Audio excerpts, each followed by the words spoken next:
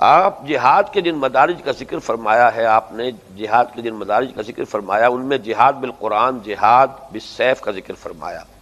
جہاد بالقلم کا بھی، مگر پوچھنا چاہتا ہوں کہ ویڈیو کیمرہ جبکہ وہ فوکس بھی مقرر پر ہو جہاد کے کون سے زمرے میں آتا ہے؟ جبکہ نبی اکرم نے حضرت علی کی ڈیوٹی لگائی تھی کہ جہاں کہیں کوئی تصویر نظر آئے اسے مٹا دو، کہیں اونچی قبر نظر آئے گرا دو، کیا یہ طریقہ اس حدیث کے خلاف نہیں؟ جبکہ اللہ اور اس کے رسول کی بات آڈیو اور کتب کے رسائل کی شکل میں بھی آگے پہنچائی جا سکتی ہے، ویڈیو جبکہ وہ ایکسپوز بھی مقرر کو کر رہا ہو، کیا ضروری ہے؟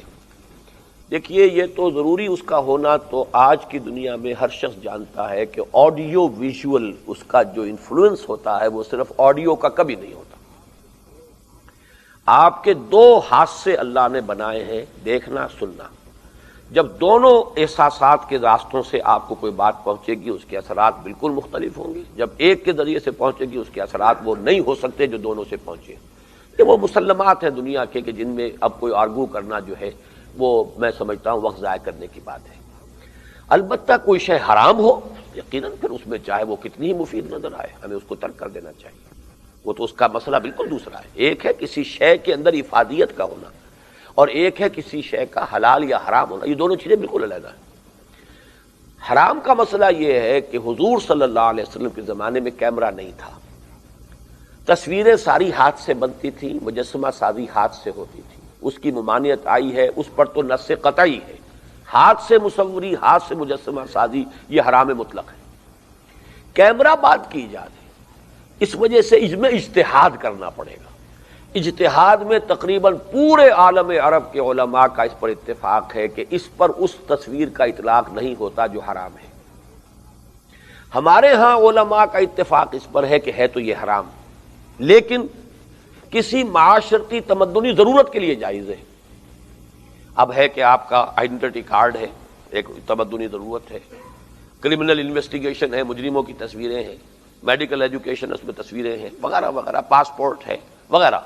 تو اگر اس تمدنی ضرورت کے لیے اس فوٹو جائز ہے تو میرے نزدیک دین کی اس دعوت و تبلیغ کے لیے بھی اس سے فائدہ اٹھایا جا سکتا ہے۔ یہ ہے میرا موقف جس پر میں عمل پیرا ہوں، اور اس کے ضمن میں مجھے فتویٰ جو ملا جس پر کہ مجھے اور اطمینان ہو گیا، میرا اس کے اوپر اپنی رائے بھی یہ تھی اور پھر اس پر مجھے اطمینان ملا ہے۔ اس وقت عالم عرب کے جو حنفی عالم ہیں چوٹی کے، اس وقت نام ان کا میرے ذہن سے اتر رہا ہے، شامی عالم ہیں، ان کا ایک واقعہ تو میں پہلے آپ کو سنا دوں، اس لیے کہ آج جو بھی حضرات یہاں آئے ہیں میں ان کا بہت ہی ممنون ہوں، اور انہوں نے بہت دلچسپی لی ہے تو آئے ہیں، اور ان مسائل پر ان کے ذہنوں میں اگر الجھن رہے گی تو ظاہر ہے کہ وہ چھوٹی سی خلش جو ہوتی ہے وہ بھی آگے بڑھنے سے آدمی کو روک دیتی ہے، اس لیے میں تفصیل میں جا رہا ہوں۔ مولانا تحسین صاحب ہیں، اس وقت آپ کو معلوم ہے ہمارے ہاں ان کے مقالات وغیرہ چھپتے بھی ہیں۔ مولانا یوسف بن نوری رحمۃ اللہ علیہ کے وہ داماد ہیں، سب سے بڑی بیٹی ان کے گھر میں، انہوں نے مجھے یہ واقعہ سنایا کہ صدر ضیاء الحق صاحب کے زمانے میں ایک بہت بڑی اہل علم کی کانفرنس کراچی میں ہوئی، اس میں وہ بھی آئے شامی عالم جو حنفی علماء میں چوٹی میں ہے دنیا کے اس وقت۔ عام طور پر عرب میں حنفی لوگ کم ہیں، عام طور پر شافعی ہوتے ہیں عرب یا مالکی ہوتے ہیں، حنفی کم ہے۔ حنفی تو یا ترک ہیں یا پاکستان اور یہ ترکستان کا علاقہ ہے، زیادہ تر یہ ہے اصل میں کہ جو حنفی ہے، باقی یہ کہ یا مالکی یا شافعی یا حنبلی۔ لیکن یہ کہ وہ شامی عالم دین ہے، ان کا نام بھی میں آپ کو بعد میں بتا دوں گا، ان سے ملنے کے لیے ہوٹل میں گئے مولانا بن نوری صاحب، اور بن نوری صاحب کا آپ کو معلوم ہے جو رتبہ ہمارے رہا ہے۔ تو اب ریٹرن وزٹ کے طور پر وہ صاحب آئے مولانا سے ملنے کے لیے جامعہ اسلامیہ بن نوری ٹاؤن میں، تو مولانا نے ان کو بھی بلا لیا، تحسین صاحب کو بھی، کہ فلاں آ رہے ہیں تو آپ بھی آ جائیے۔ وہ آ گئے تو دیکھا کہ وہ جب آ رہے تھے تو کیمرہ لٹکا ہوا ان کی گردن میں، اور یہ علامہ کوثری کے شاگرد ہیں، یہ میں بتا دیتا ہوں کہ خلافت عثمانیہ کے آخری شیخ الاسلام تھے علامہ کوثری، چونکہ ترکوں کی فقہ جو ہے وہ حنفی ہے، ان کے شیخ الاسلام جو ہے وہ حنفی تھے، علامہ کوثری کے شاگرد رشید ہیں یہ صاحب۔ وہ کیمرہ لٹکائے وہ چلے آ رہے ہیں،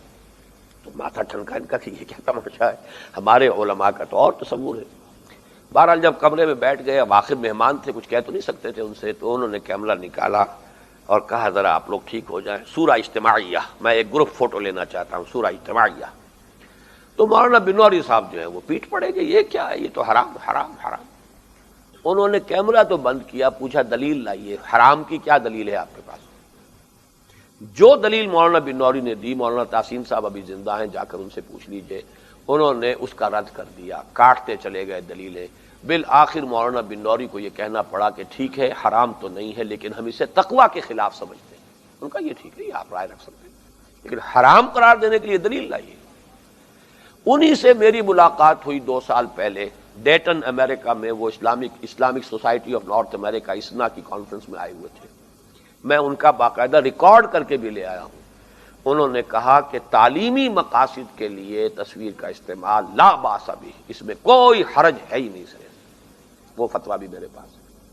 بہرحال یہ ہے میرا موقف، اس پر ہم عمل کر رہے ہیں، اس لیے کہ دیکھیے کہ اگر تو صرف آڈیو سے آپ سن رہے ہیں تو آدھا گھنٹہ سن لیں گے، اس سے آگے جو ہے سننا بڑا مشکل ہوتا ہے، کنسنٹریشن نہیں ہوتی، پھر وہ کنوے نہیں ہوتی پوری بات۔ مقرر کے جسچرز ہوتے ہیں، اس کے ایکسپریشنز ہوتے ہیں، اس کے ہاتھوں کے اشارے ہوتے ہیں، صرف زبان نہیں بول رہی ہوتی، اس کا پورا وجود بول رہا ہوتا ہے، اور یہ چیزیں جو ہیں یہ صرف آڈیو کے ذریعے سے کنوے نہیں ہوتی۔